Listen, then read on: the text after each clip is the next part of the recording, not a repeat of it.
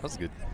Welcome to Week 9 of Tiger football here on the AHS Sports. Are on the road this week, West Point, Alabama, for our 5A Region 7 matchup between your Ardmore Tigers and the West Point Warriors. Ladies and gentlemen, it is Coach Patrick Cornell back with you, as joined always by my partner, Ardmore's Chris Fowler and Kirk Herbstreit. Is that what you're hearing on the streets as well? I may have heard that from one or two people, and hey, it's you. I would say you're probably leading the charge. You are the voice, but our crew behind us does a great job of making us or making me sound good, and you set me up pretty well. So if that's the case, it's led mostly by y'all. I'm just kind of here, but hey, I am so excited for tonight. It's Week 9, your hope is that you can make the playoffs. Yes, sir. Be playing late into the season, and so we're playing tonight pretty much in a play-in game for the playoffs. And so, this is what you want. This is what you play for, and so I'm really excited. I know the players and everybody here is excited. So we hope you guys can hear our excitement. We can convey how excited and how big this game is tonight on the air for you guys. Yes, sir. And so here we are. We are at West Point. It is win and get in. The winner of tonight's game will travel Week 1 of the AHSA playoffs to face the Scottsboro Wildcats. West Point enters tonight's game 4-4, 2-3 in 5A Region 7. We, the Tigers, enter tonight's game at 5-3, also 2-3 in Region 7. Like you said, the excitement is in the air. You can feel it here in West Point. You can really sense it here on the Ardmore side. I don't want to say tensions are high, but we're feeling like a lot of good things are going to happen tonight for your Tigers. Coach, let's talk a little bit about last week's game.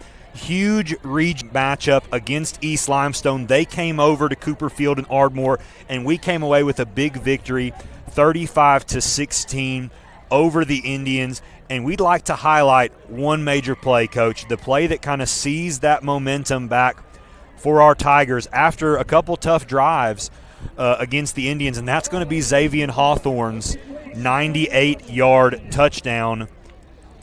Coach, talk me through this. Yeah, you can see right here, and we talked a lot about the way that he muffed it a little bit, but the way that they kind of over pursued Xavier, being the athlete he is able to make a move and break loose, and that was huge. I mean, they had just scored. It was 21-14, and then that kind of got us back, boosted 28-14. And again, we've talked a lot about special teams here, and we've done a really good job on special teams this year, and scoring another touchdown right there was big. Yes, sir. And so we're going to continue talking. We are about to get here for a moment of silence in the national anthem, but Coach O'Donnell and I are going to continue talking. We're having a little bit of technical difficulties here with the video. Obviously, internet is a little bit tight this week. Thank you for everybody that reached out about Starlink and us trying to get that here at West Point. We are running off a hotspot with us. It looks like the camera is going to be fine, but we may have some issues with some video.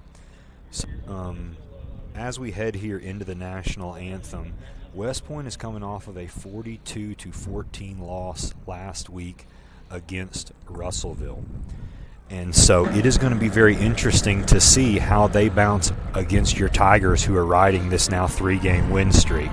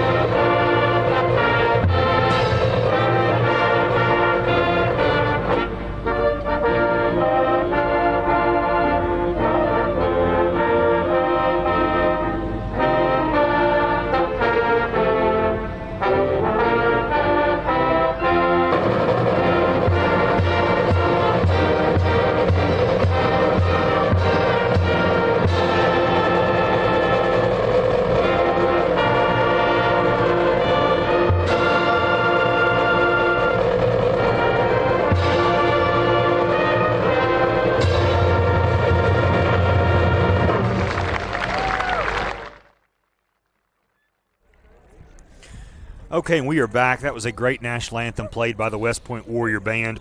And, Coach, so we talked about that. We're coming off of a win, 2 big wins in region play. West Point's coming off of a loss, knowing that tonight is make or break. Coach, we talked to players in particular last week. You saw Xavion's touchdown return, but let's talk about the two players that we thought really played a key role in last week's victory, starting with offense. Coach, who have we got? Yeah, on offense we've got Caden Larson. If you watch the Madison County game, led our offense as the quarterback, but in games that Alex King has been, he has been our receiver. And last week he had 6 receptions for 52 yards with his longest the 19-yard reception. And the thing with Caden is he is a really good possession receiver. He runs really good routes. Being a quarterback, he kind of has a good idea of when to stop, when to start, when to find a open zone. And he's a pretty good sure-handed receiver. And not only with his 6 receptions, he is the active reception leader for 100 yards this year. And he's been a big help to our offense and has done a really good job.